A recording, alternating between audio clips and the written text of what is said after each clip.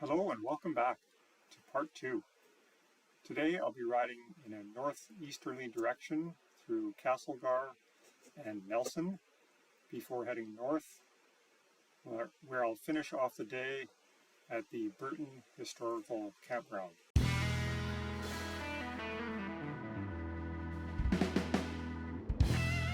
Good morning. Just got up on morning number 2 at Christina Lake. Another beautiful day today. Just having my oatmeal. We'll get on the road soon. Okay, we're just about set to go. So today we'll be going from here at Gladstone Provincial Park, Highway 3, and then up 3A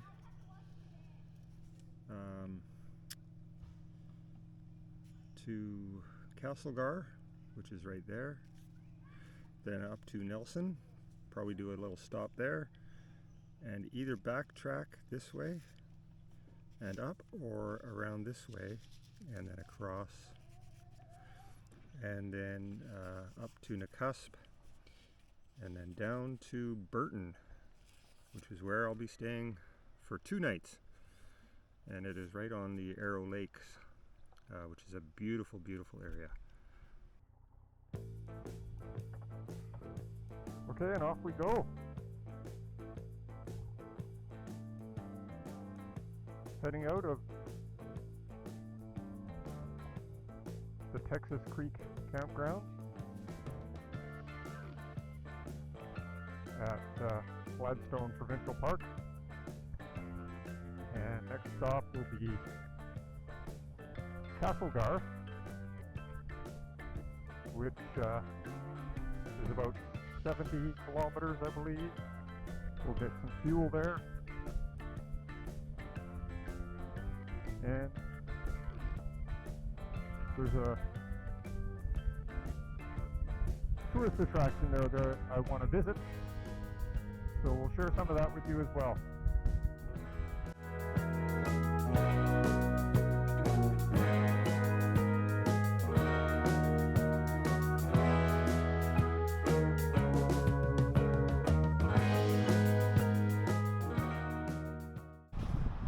Okay, so I've made a stop here at the Doukhobor Discovery Center.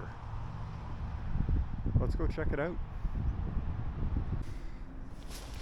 So the Doukhobors came to British Columbia from Saskatchewan when their homesteads were cancelled by the federal government. So 5,000 of them came here and settled between 1908 and 1913. They started sawmills, farms, brickworks, and jam factories. And they were incorporated as the Christian Community of Universal Brotherhood in 1917. And they formed one of North America's most successful communal enterprises. So a quick look at the exterior of the buildings.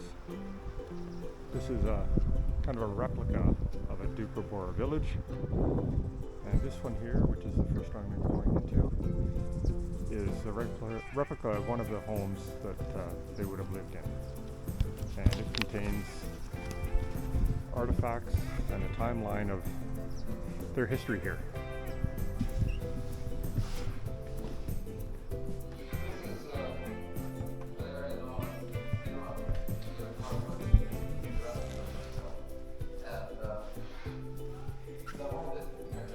Some of the artifacts.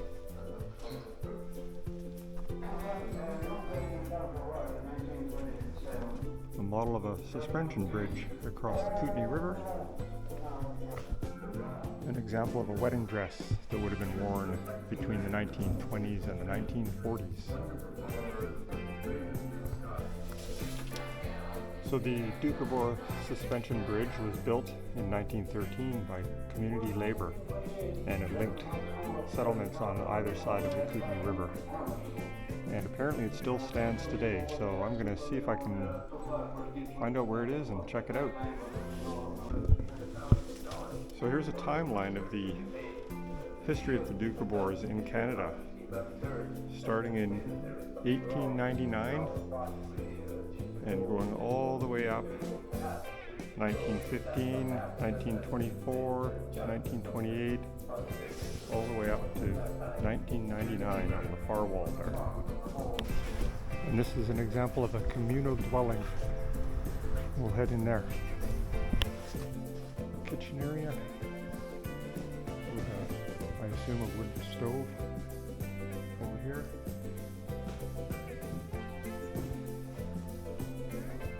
Big long table. Let's see what's up the stairs. I assume some bedrooms probably. Wow, what a beautiful quilt. Blue trim satin quilt.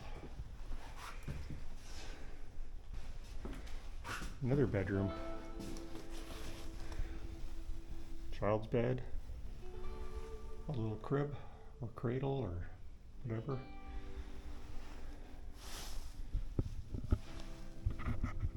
And walking toward the implements shed. So it looks like we have some wagons in here, or buggies, whatever you'd like to call them, horse-drawn.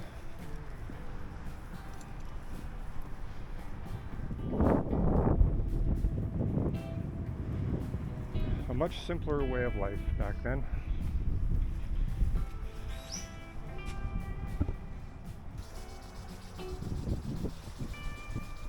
Statue of Tolstoy. So the Doukhobors were a group of dissidents from the Russian Orthodox Church, and they were labeled as Doukhobors, which means spirit wrestlers, and it was actually meant as a derogatory term, that these dissidents were struggling against the church, the Orthodox Church, and the Holy Spirits.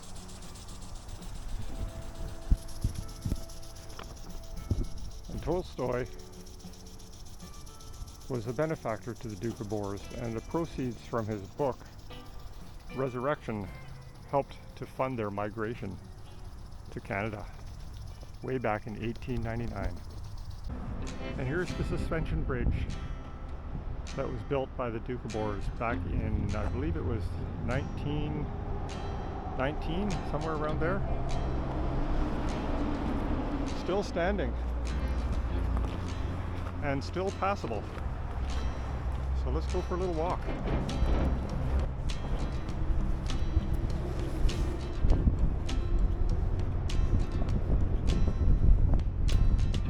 Pretty impressive.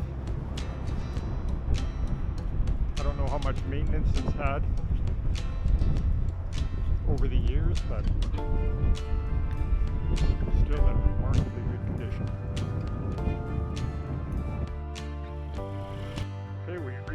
The Verrigan Memorial Park, which is where Verrigan's tomb is, and Verrigan was the first leader of the Doukhobors in this area when they first settled.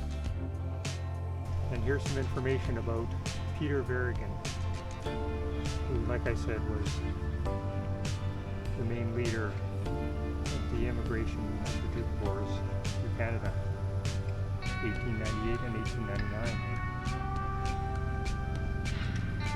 And he apparently died in 1924 in a train that exploded. A bomb went off or something. A little bit unclear, but a tragic death nonetheless.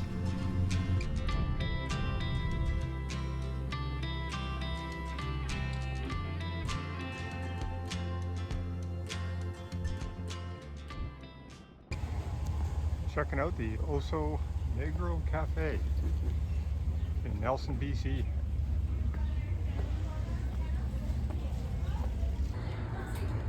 Unfortunately, they're out of cinnamon buns today, so I got a mountain bar, which looks very healthy, and a iced latte.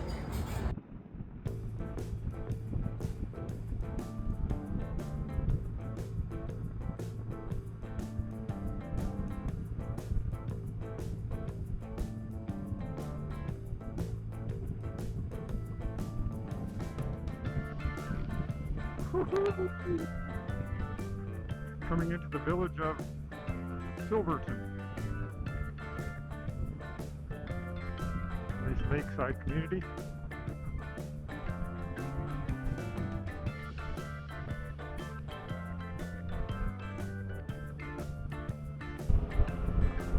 Now just coming into New Denver.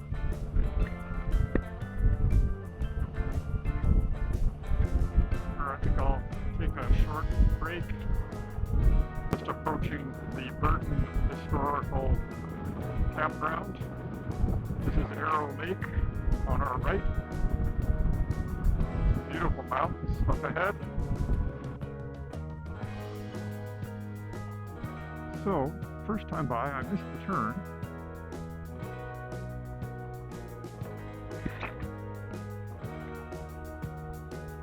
So I had to double back, but I only went half a kilometer or so. So I don't think it's too far down this road. And there's a cidery along here as well, which I believe is open for pizza night tonight. So we shall see. So I made it to my campsite here at the Burton Historical Campground. Very spacious. Some shade here.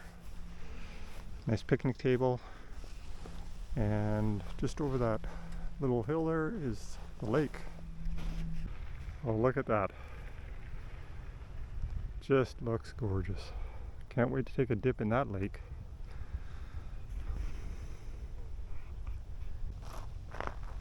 So this area used to be where the old town of Burton was,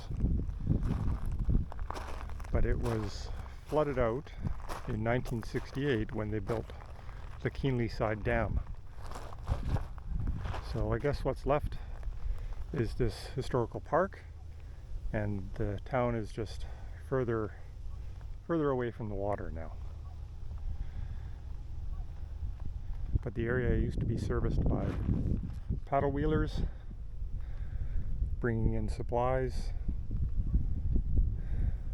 from other towns. And the flooding caused by the Keenleyside Dam, which was built along the Columbia River, has formed the Arrow Lakes, Upper and Lower Arrow Lakes. Well, good morning, everybody. I'm riding this morning into the little town of McCusp, and I'm taking myself out for breakfast. So heading to McCusp, and we'll see what they have to offer. The famous Hassan Egger at Hassan Jill's Bistro in McCusp. Had a nice breakfast. Now I'm gonna go for a little ride. I found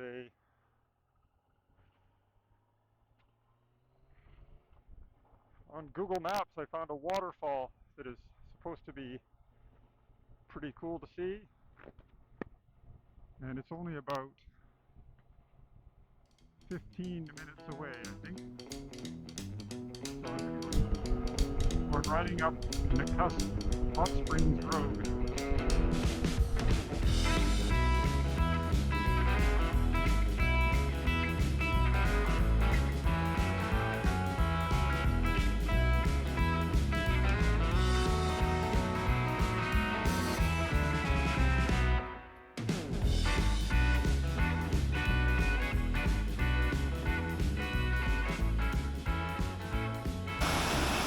So I found it.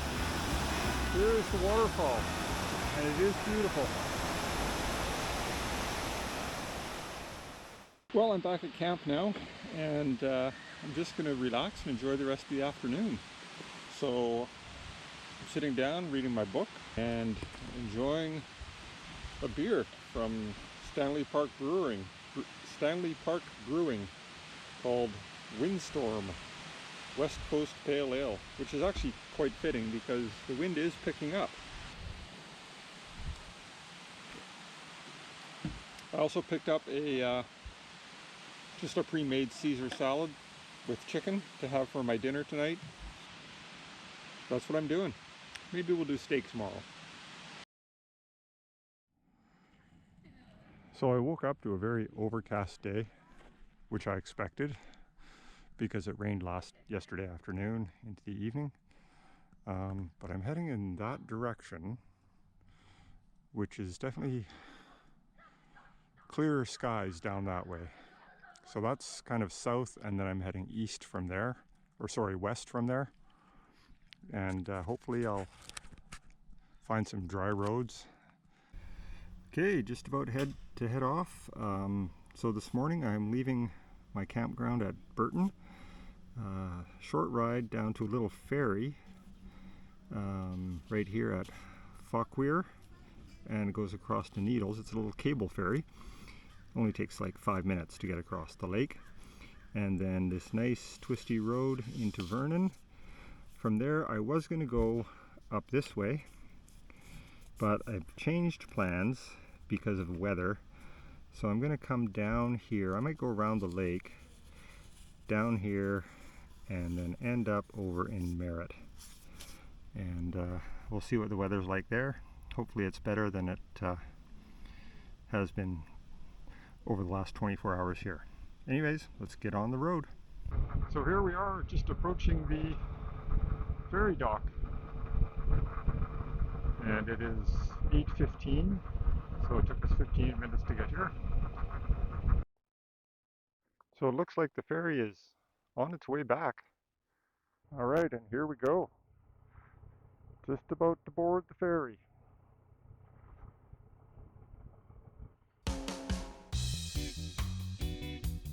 And we're off on the other side.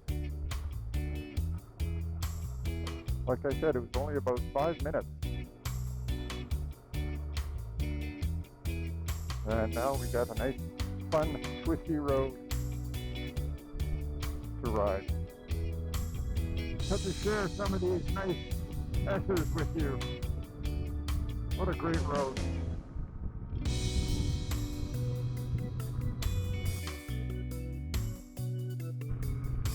Twisty for the next 8 kilometers.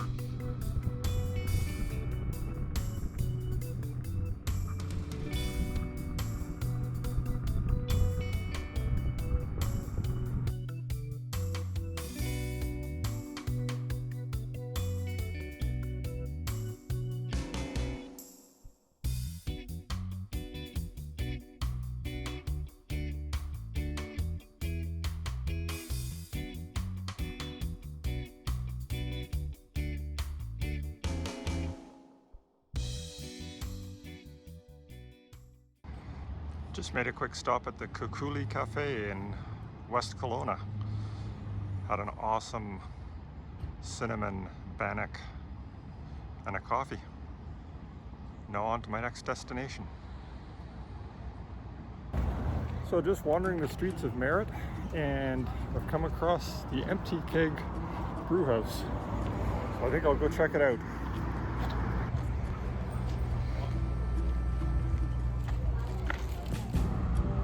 And in honor of Charlie Angus, I've ordered the Elbows Up Canadian Pale Ale and a cheeseburger on the way. Cheers.